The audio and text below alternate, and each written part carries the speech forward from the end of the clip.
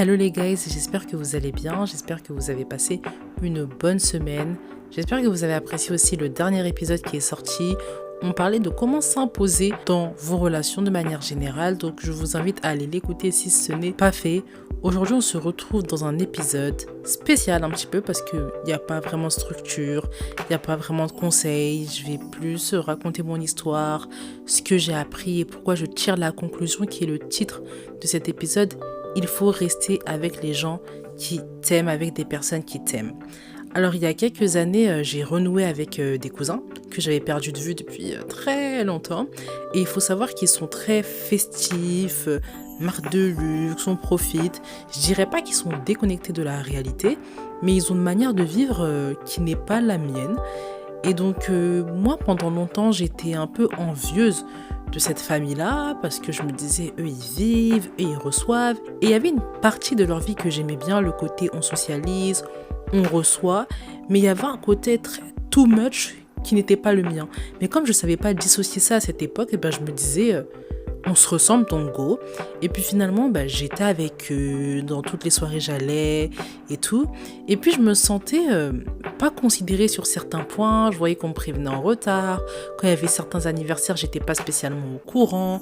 Quand moi aussi on a fêté mon anniversaire, ils sont pas venus. Et en fait je me suis dit dans cette famille, dans cette famille-là, je me sens pas considérée en fait. Je me sens pas considérée, je me sens pas valoriser plus que ça, et en fait c'est pas ma place, c'est pas les gens que je vais voir directement et qui me boostent de fou quand je vais pas bien. Et c'est quelque chose que j'ai accepté parce qu'avant je l'acceptais pas. C'est quelque chose que j'ai vraiment accepté et je me suis dit, tu sais quoi, même si c'est ta famille, distance-toi, commence pas à penser que c'est tes meilleurs amis, c'est pas la réalité, et fais ton cercle, crée-toi ta famille, des personnes qui t'aiment et des personnes qui te valorisent. Il y a un point que j'ai envie de souligner dans tout ce que je dis depuis tout à l'heure, c'est que c'était des personnes qui étaient à mes yeux plus stylées que moi, des gens plus cool que moi, qui avaient plus de popularité que moi, et donc je pense que c'est pour ça que je me suis accrochée. Et je pense que beaucoup d'entre vous, si vous avez des problèmes en amitié, si vous en avez déjà rencontré, il y a probablement ça qui joue.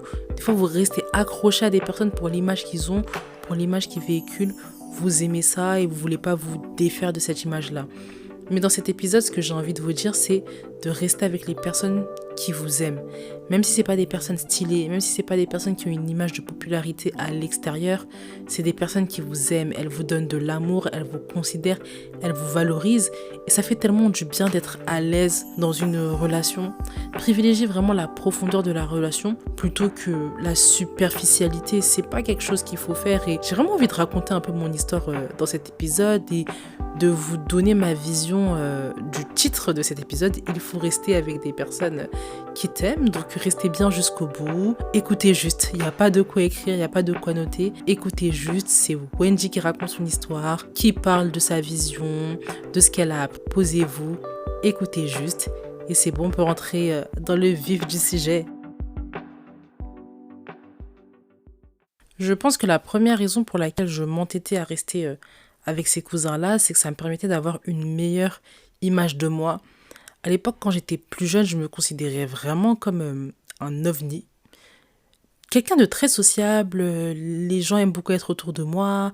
J'ai jamais eu de problème à ce niveau-là, mais je me considérais un peu comme un ovni dans ma manière de penser, dans ma manière d'agir, dans le sens où j'étais quelqu'un de très calme, très posé depuis longtemps, un peu vieillotte aussi, je me trouvais dans mes goûts, j'étais pas très série, j'étais pas très musique, j'étais pas très concert, j'étais pas très film, j'étais très émission par contre, j'aimais beaucoup les documentaires, des fois je regardais des émissions un peu de gossip de vieux, les jeux télévisés, quelqu'un un peu de vieillotte, entre guillemets. La seule chose qui me faisait paraître un peu stylé, c'était que j'aimais le foot et que jusqu'à aujourd'hui j'aime ça, mais à l'époque j'assumais pas ce côté-là de moi un peu spécial, et donc être avec des membres de ma famille qui étaient dans l'air du temps, ça me permettait de me rassurer, de me dire qu'en fait je suis pas si déconnectée de la réalité que ça. Donc ouais, c'était vraiment une raison pour lesquelles je restais encore là, alors que je me sentais même pas considérée, je me sentais même pas à l'aise à 100%. Oui, j'allais, je socialisais, oui, j'allais, je dansais, mais j'étais pas comme eux. J'étais pas comme eux, j'étais pas comme les gens avec qui ils restaient. Et j'avais même plein de critiques à poser que ce soit sur les mecs ou sur les meufs qui venaient, quoi. Donc voilà, je suis pas fière de moi à ce niveau-là, je m'assumais pas pleinement. Après, c'est le cheminement pour que je sois la personne d'aujourd'hui. Mais ouais, je m'assumais pas complètement, j'assumais pas qui j'étais. Et pourtant, j'étais entourée quand même d'amis qui étaient comme moi. En tout cas, ma meilleure amie, elle était un peu comme moi aussi. Mais elle, comme elle faisait plus jeune dans le physique, ça se voyait plus qu'elle faisait son âge. Moi, j'avais vraiment aussi cette problématique du physique. J'étais déjà un peu plus forte que la moyenne dans mon âge. Donc, je me sentais trop décalée en fait, je me sentais trop décalée et du coup rester avec des gens qui sont dans l'air du temps, stylés, beaux, les filles se maquillent bien, les mecs sont stylés, les mecs sont un peu plus grands et tout, ça permettait de me rassurer un petit peu. Donc ça c'est un peu la première raison je pense. La deuxième c'est que je me sentais vivante. Dans la lignée de ce que j'ai dit avant, je paraissais ennuyante. Moi, je m'ennuyais pas plus que ça dans ma vie, mais je paraissais ennuyante, ennuyeuse, et j'avais envie de casser cette image-là de moi. J'étais beaucoup dans la superficialité, hein, comme vous l'entendez. Je voulais pas qu'on me perçoive comme quelqu'un d'ennuyeuse, donc du coup, dire à quelqu'un que ouais, moi ce samedi j'étais en soirée, alors que c'était dans la grande maison de mes cousins, hein. J'étais en soirée, ça permettait de dire ah, elle est stylée, elle a une vie, elle vit les choses, quoi. Et quand on est petit, on n'assume pas notre différence, on n'assume pas le fait qu'on a des activités que les autres ne vont peut-être pas aimer. Mais quand on est petit, on n'assume pas ça. Et donc, à ce niveau-là, c'était la même chose, quoi. Je me sentais vivante. C'était toujours du superficiel, toujours du superficiel, en fait. Et franchement, ça fait bizarre de parler de ça parce qu'aujourd'hui, je suis tellement pas comme ça. Et je conseillerais même pas à ma fille, plus tard, de penser comme ça. Je conseillerais à personne de faire les mêmes erreurs que j'ai fait. Et après, je suis reconnaissante parce que je suis la personne que je suis grâce à ces erreurs-là. Maintenant, à ne pas faire. À ne pas faire, vous en tant qu'adulte, vous qui m'écoutez, si vous êtes dans ces situations-là, sortez au plus vite réellement, c'est pas quelque chose qu'il faut continuer, c'est quelque chose de très peu superficiel. En tant qu'adulte, on a beaucoup de choses à faire dans notre vie. Si on peut avoir des relations profondes qui nous rappellent qui nous sommes, quand ça va pas, qui nous aident, qui nous épaulent, c'est vraiment le meilleur parti. Une autre raison aussi, c'est que je pensais qu'ils étaient meilleurs que moi. Donc comme ils sont meilleurs que moi et qu'ils osent m'accorder une place dans leur vie, ils osent m'accepter alors qu'on est juste de la même famille en vrai, même si on est des cousins un peu éloignés, on est juste de la même famille. Je me disais, ils sont meilleurs que moi, ils osent me donner une place, il va falloir que je me calme aussi et que j'accepte ça, même si on me prévient pas de tout, même si on me donne pas l'amour dont j'ai besoin, même si je me sens pas considérée à 100%, bah je reste parce qu'au final, les 50% qu'on me donne, bah ça me va. Et c'est déjà beaucoup en fait, c'est déjà beaucoup, ils n'étaient pas obligés de me les donner. J'avais vraiment une image de moi très basse, l'estime de moi très basse, et c'était beaucoup dans ces relations-là, en fait, dans mes relations du quotidien, à l'école, dans ma résidence, quand j'étais plus jeune, il n'y avait pas de souci à ce niveau-là. Par contre, dès que je rencontrais des personnes qui étaient plus stylées que moi, qui me faisaient de la place dans leur vie, tout de suite, je me liquéfiais de fou. Et là, c'était le cas en l'occurrence, je me contentais de ma place parce que je me disais qu'ils étaient meilleurs que moi. Et encore une fois, tout était basé sur le superficiel. Ils ont une grande maison, moi, j'ai pas une grande maison. Les filles qu'ils invitent chez eux, elles sont bien maquillées. Ma cousine, elle est bien maquillée. Mon cousin, il porte des vêtements de marque. Les parents sont plutôt stylés. Ils ont quand même un peu d'argent. En fait, que du superficiel. Il n'y avait rien de profond. Et même moi, en fait, je m'en veux. Parce que là, je remets la faute sur eux, mais moi aussi, en fait. Je les calculais que parce qu'ils avaient des choses superficielles. Est-ce que je me suis intéressée une seconde à eux en profondeur? Est-ce que je me suis intéressée à eux dans la vérité? Non, moi c'était le superficiel. Moi aussi je vis ma vie. On était tous jeunes et c'est vrai que je les accable un peu dans cet épisode.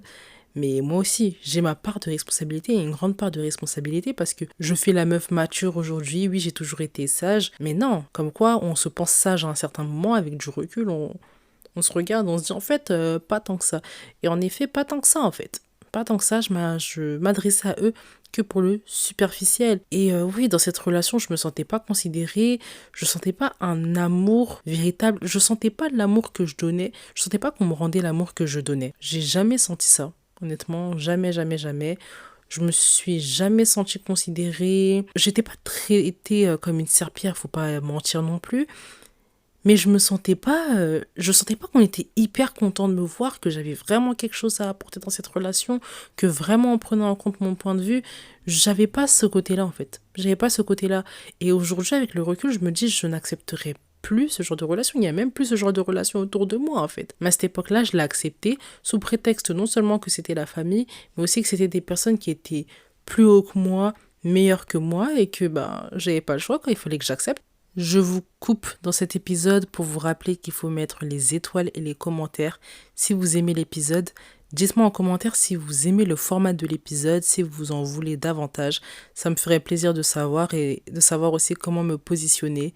Les commentaires et les étoiles, ça aide au référencement du podcast. Plusieurs personnes peuvent me découvrir et ça me booste également à vous créer du meilleur contenu. Donc n'oubliez pas les étoiles et les commentaires. Une fois que j'ai dit tout ça, on peut repartir à ce qu'on disait. Choisissez toujours des personnes qui vous aiment, même si elles sont pas stylées, même si elles n'ont pas une image extraordinaire à l'extérieur. Choisissez des personnes qui vous préviennent en premier quand il y a un événement, quand il y a une nouvelle. Des personnes qui vous aiment, des personnes, quand vous avez besoin d'un conseil, vous pouvez y aller. Des personnes qui vous écoutent, des personnes qui ne vous jugent pas, des personnes qui ont besoin de vous aussi, des personnes qui vous appellent, des personnes qui s'appuient sur vous, des personnes qui vous donnent de l'amour, des personnes qui vous font du bien. Vous voyez ce type de relation-là où vous êtes tellement bien dans cette relation que vous vous dites mais comment je vais lâcher cette personne? C'est pas possible. Vous avez besoin de vous sentir aimé, considéré, valorisé, priorisé.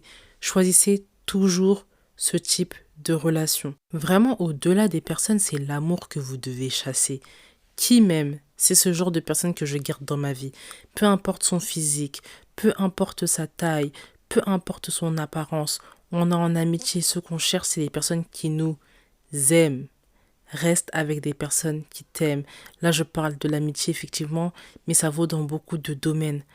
L'apparence, on ne dit pas que la personne, elle doit être sale. La personne ne doit pas être hygiénique, ça n'a rien à voir. Ça, c'est un préalable, évidemment.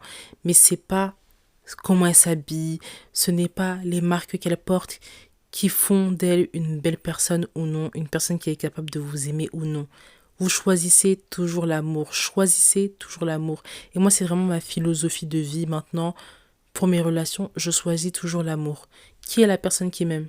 Celle qui m'aime, je lui donne l'amour. Celle qui m'aime pas, je peux lui donner l'amour mais j'attendrai rien en retour. Ou sinon, je dis juste bye. Mais les personnes qui sont mes piliers dans ma vie, c'est des personnes qui me donnent de l'amour comme moi je leur donne de l'amour. Aussi, j'ai envie d'ajouter un autre point, c'est que vous voyez des personnes, elles sont remplies d'amour, elles sont joyeuses, elles sont contentes, elles sont valorisées, considérées, vous sentez qu'elles sont rayonnantes. C'est pas que tout le monde les aime, c'est qu'elles choisissent les personnes autour d'elles. Toutes les personnes qui sont autour d'elles, c'est des personnes qui les aiment. Et quand tu es rempli d'amour comme ça, tu peux tellement être focus sur tes objectifs, focus sur la personne que tu veux être, tu veux tellement progresser, tu progresses tellement vite dans ta vie, dans tes objectifs personnels, ton caractère s'améliore, tu deviens une meilleure personne parce que l'amour est là. Toutes les personnes qui ne progressent pas, qui font des choses qui sont mal même dans ce monde, c'est des personnes qui souvent manquent de quoi? Manquent d'amour. C'est pour ça que s'entourer d'amour, c'est important. L'amour divin, c'est le premier. Priez, lisez votre livre, faites des choses qui vous rapprochent de Dieu. Et ensuite, dans ce monde, chassez l'amour qui est autour de vous. L'amour, c'est ce qu'il faut dans votre vie. Il vous faut de l'amour. C'est pour ça que je dis tout le temps, créer des relations, parce que c'est ça qui va vous sauver des dérives que vous pouvez rencontrer dans votre vie, des dérives dans lesquelles vous pouvez tomber. Soyez derrière l'amour. La personne qui m'aime, c'est elle qui est dans ma vie. C'est ça qui est important. Et moi, si j'ai envie d'aimer, je vais aimer, il n'y a pas de souci.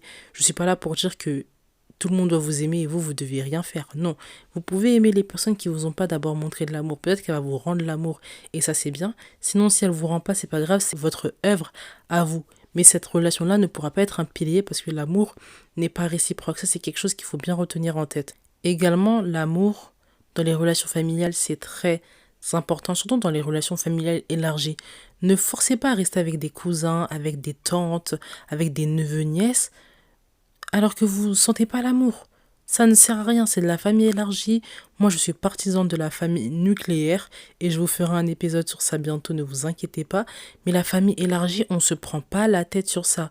Surtout nous, les Africains, on est très famille élargie, on rencontre beaucoup de monde, on a beaucoup de tantes, on a beaucoup d'oncles, beaucoup de neveux et nièces, beaucoup de cousins, cousines. Mais c'est pas parce qu'on en a beaucoup qu'on doit être proche de chacun d'eux. La famille élargie, moi, je sais qu'elle a un but.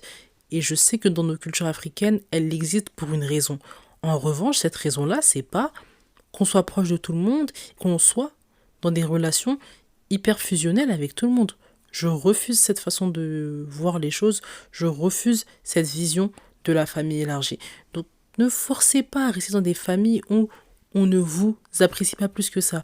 Des fois, c'est des amis de la famille que vous considérez de la famille plus que plus parce que ils vous donnent de l'amour, vous vous sentez proche, vous êtes considéré, vous êtes valorisé, vous sentez qu'ils font pas de différence, vous sentez que vous êtes totalement à l'aise, vous pouvez vous exprimer, vous êtes totalement dans la joie quand vous les voyez. Et c'est des gens qui vous aiment réellement, vous comptez vraiment pour eux. Vous êtes les premiers avertis quand il y a un événement, quand il y a quelque chose. Vous le sentez en fait. L'amour, ça se sent plus que ça se parle. Là, je parle beaucoup de ça, mais même, j'arrive pas à toucher le fond du fond de ce que c'est l'amour parce que c'est quelque chose qui se vit, qui se ressent. Vous savez ce que c'est au fond de vous. Vous savez ce que c'est d'être aimé. Vous savez ce que c'est d'être valorisé, d'être considéré. Quand vous avez ressenti ça, vous vous êtes senti tellement bien. Et ben c'est ça que vous devez ressentir au quotidien avec vos relations amicales, amoureuses, familiales. En amour, c'est pareil. On choisit l'amour. Qui est la personne qui me donne de l'amour? Qui est la personne qui me fait sentir considérée? Qui est la personne qui me fait sentir valorisée? Cette personne-là va être dans ma vie parce qu'elle t'apporte un truc. Ce truc-là est inestimable. Ça va te faire tellement du bien, ça t'enlève tellement de problèmes. L'amour pardonne. L'amour te fait te sentir considéré. L'amour te booste, ça te fait du bien. Tu peux tellement te concentrer sur toi, être la meilleure version de toi-même parce qu'on t'accepte comme tu es. Tu te sens pas jugé. T'es juste toi et on t'aime parce que t'es toi. C'est vraiment ça que vous devez chasser, être derrière. C'était vraiment mon message de l'épisode. J'espère que l'épisode vous a plu. On était sur un format différent de d'habitude. N'oubliez pas de me dire en commentaire si vous en voulez plus. Moi, j'ai pris beaucoup de plaisir à parler, beaucoup de plaisir à enregistrer cet épisode parce que ça m'a fait me rappeler de plusieurs choses, plusieurs souvenirs. Et puis même, moi-même, je me suis inspirée en parlant d'amour et en parlant de tout ce que ça pouvait apporter dans une vie. On se retrouve sur mon TikTok, là où les débats continuent, la discussion continue. Allez-y, je vous mettrai le lien en description. Je vous mets également mon adresse mail. Si vous avez des questions à me poser ou des témoignages, n'hésitez pas à m'envoyer ça sur mon adresse mail. Passez une bonne soirée ceux qui m'écoutent en soirée. Passez une bonne journée à ceux qui m'écoutent en journée. On se retrouve bientôt. Bye bye.